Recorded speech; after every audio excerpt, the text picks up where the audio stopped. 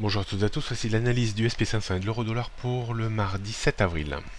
Le SP500 reste toujours un petit peu enfermé dans ses mêmes limites depuis 2 mois maintenant, entre 2110 qui correspond grosso modo au plus haut annuel et 2030 points qui reste une ligne de support apparentée à une ligne de coup, car nous pouvons toujours définir deux sommets distincts dont le deuxième est inférieur au premier, qui tend à indiquer plutôt une zone de distribution plutôt qu'une zone de consolidation.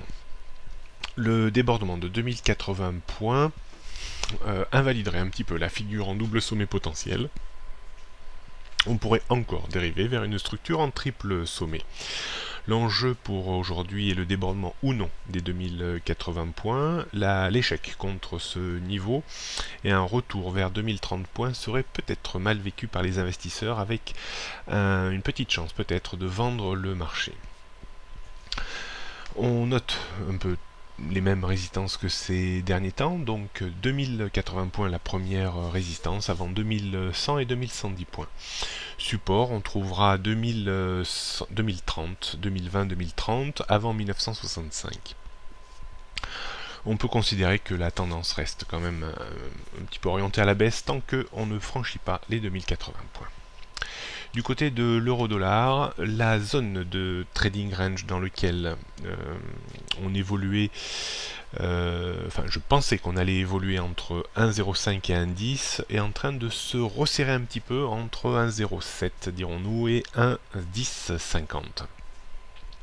On sera très vigilant. Le débordement de 1,1050 provoquerait certainement une reprise importante en première intention vers 1,1260. Il faudrait une rupture de 1,07 pour remettre sous pression baissière la zone de point bas située autour des 1,05.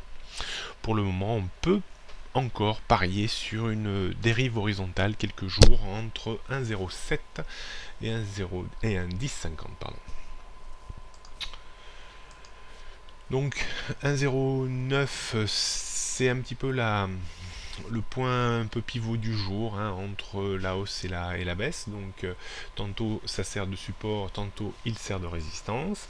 Avant un 10,50, un 11 et un 12,60. 1,07 gros niveau de support, avant 1,06, 1,05 et 1,0460. La tendance reste toujours baissière à moyen long terme en dessous des 1,15. Bonne journée à toutes et à tous et à demain.